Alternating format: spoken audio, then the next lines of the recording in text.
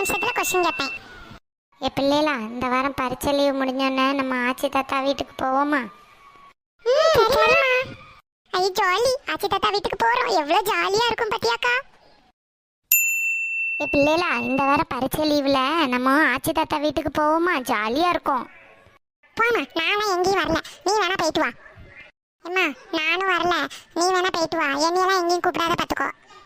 ஏட்டி, யான்ட்டு இப்படி சொல்லுதீங்க? ஆச்சி தாத்தா வீட்டுக்கு போனா நாங்கெல்லாம் சின்ன வயசுல எவ்வளவு ஜாலியா கிளம்புவோம் தெரியுமா? நீங்க யான்ட்டு இப்படி இருக்கீங்க? ஏம்மா, என்னம்மா ஆச்சி தாத்தா வீட்டுக்கு போகணும்னு சொல்லிக்கிட்டு இருக்கேன். ஆச்சி தாத்தா வீட்டுக்கு போனா அங்க இருக்க மாமா பிள்ளைங்க எங்களுக்கு ரிமோட்டே தராது, டிவியும் பார்க்க முடியாது. சரி செல்லு பார்க்கலான்னு பார்த்தா ஆச்சி தொன்னு செல்ல ஏன் பார்க்க 24 மணிக்கு அதையே பார்த்துட்டு இருக்கேன்னு எங்களை போட்டு பாடா படுத்துவாங்க. நாங்க எப்படிமா அங்க போய் ஃப்ரீயா இருக்க முடியும்? அம்மா, அங்க போனா ரொம்ப போர் அடிக்குமா. ஆச்சி சும்மாவே இல்லாம நீ பொம்பளை பிள்ளை அதை செய்யி இதை செய்யின்னு வேலையா போட்டு உயிரை வாங்குவாங்கம்மா. நம்ம வீட்டுல நம்ம ஃப்ரீயா இருக்கு.